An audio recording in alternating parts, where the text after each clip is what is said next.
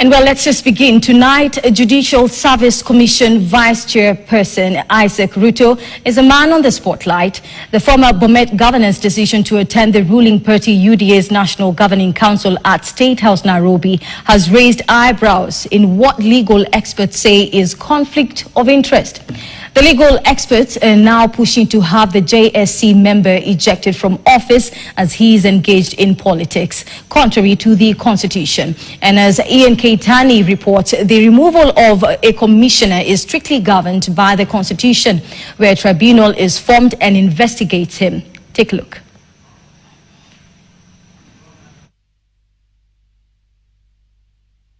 Monday, January 26th, former Bomet Governor Isaac Ruto, despite being the vice chairperson of the Judicial Service Commission, was spotted at State House, confidently donning party colors affiliated to the ruling party UDA.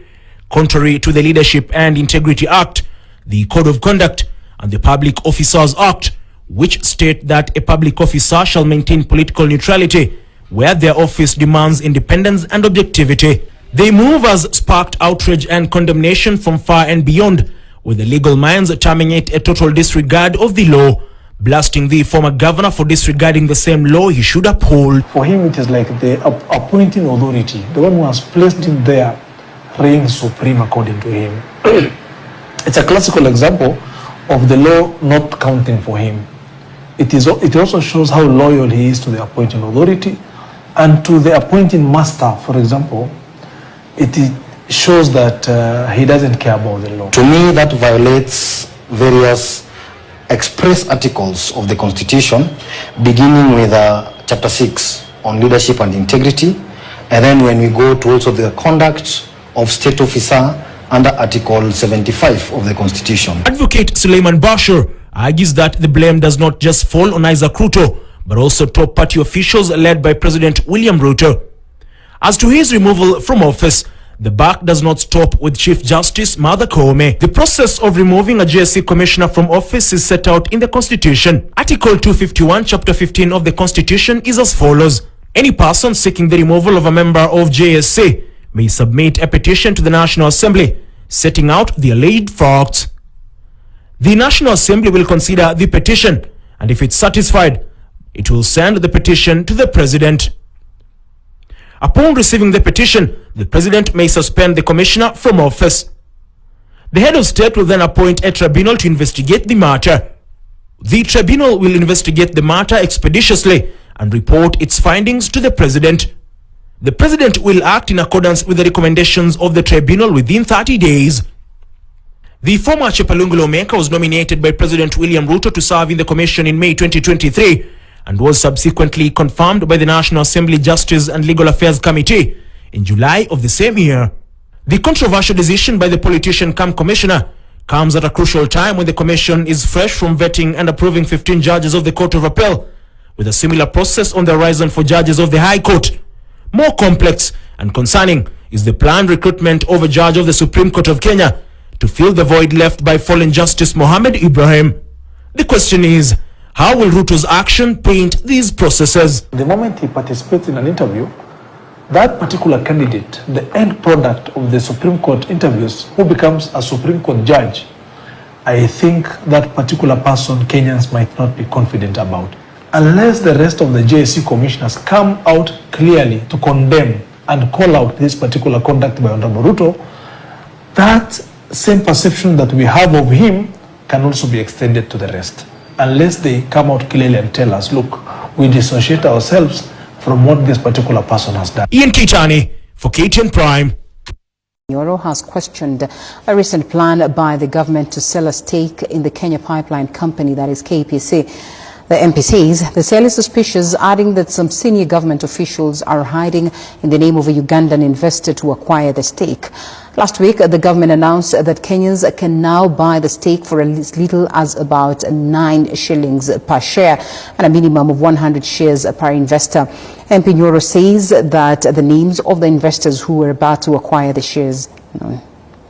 Allocated, yes, 35% to the National Treasury, 20 to 25% into something you are calling regional. That regional investor, they are purporting is a Ugandan. But that Ugandan is a Kenyan.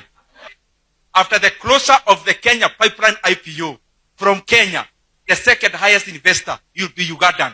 But that Ugandan is a Kenyan. And therefore, I'm calling upon the transaction advisors. If I already have the outcome of an IPO that is closing next month, what is the process for? The time for taking advantage of Kenyans by selling ignorance to them, that time is gone and gone forever. Away from that, Saidi kupata sauti kidogo tumpe Iyaz na tuweze kumsikia anapokuwa anazungumza. Iyaz, umemsikia mama anasema kwamba kutahitajika karo, kutahitajika Unahisi vipi ndugu yangu? Kwa majina ni Iyaz Masharia. Mimi sisikii vizuri vile madogo zangu wako shule. Nilienda shule niko na uniform, vitabu na vitu walinitisha. Nikienda shule wananiambia nikuje na school fees. So inakuwa shida kwetu kutafuta. Kama term 1 tunalipishwa 11,000. So hapo tunashindwa tutafanya aje, tunatafuta namna kwa familia wanatonya hiko, lakini wakifikisha haijaribu kufika yote. Kwa ni kwamba wewe uko nyumbani, mama amepambana, lakini laiti ungepata 11 ungekuwa kidogo umeanza ukisubiri mambo mengine mbele, lakini imeshindikana. Ndio. Imeshindikana. Unaambiaje serikali? Kwa sababu nafikiri umemsikia rais akisema kwamba watu wapokelewa na mjapokelewa. Laiti leo ungekuwa nafasi na Rais William Samoei Ruto, ungemwambiaje? Kwa hii mambo ya serikali, aache uongo ili akuje kutuambia si watoto. Juu kwamba alisema watoto waende shule na tunaenda shule, sisi tukienda shule tunarudishwa. Na kwa anasema hiyo sio ukweli. Sio ukweli. Kwa hiyo unamwambia kwamba alisema hivyo lakini shuleni mambo ni tofauti. Ndio. Na bila shaka ndivyo anavyoeleza Iyaz Masharia kwamba rais unachokisema huku ground hakifanyiki hivyo, wanazuiliwa watu. 10 million shillings meant for development to organize a political gathering meant to empower boda operators. Senate Public Accounts Committee was told that the money meant to fund the county aggregated industrial park was instead used to fund a boda function attended by Deputy President Kithure Kindiki, among other leaders. Elizabeth Mutuko reports on that. Appearing before the County Public Accounts Committee on Wednesday, Embu Governor Cecily Mbarire sought to justify a withdrawal that the Auditor General had labelled as an illegality, warning that it put the county in a precarious position by risking the loss of critical funds intended for industrial parks. We were calling a Boda Summit where we were launching the Boda Circle. And he came and told me, we have no money. There's no money yet. There's a delayed exchequer, and the summit was here. And this money we had undertaken to give to the circles. The senators questioned why the county had diverted funds illegally to support a political program while neglecting the construction of industrial park that would benefit local residents. That because you have run out of money for mandazis, let's go and pick from Kipes. We shall return on the day we have money for mandazis. Your farmers are waiting for this industrial park. How can it be the way the chair has put it, that you can read that account to finance mandazi? It did not touch on the money meant to develop the Kipe. What was the money used for? When you move it to the Embu County recurrent account, what kind of debits do you do there?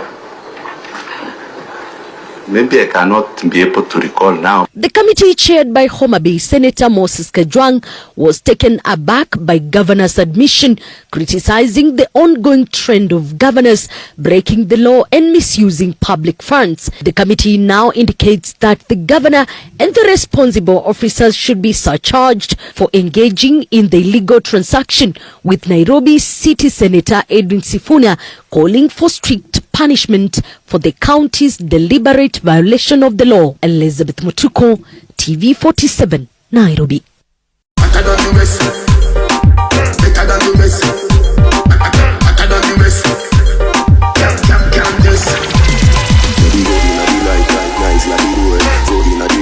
Nice, Say love is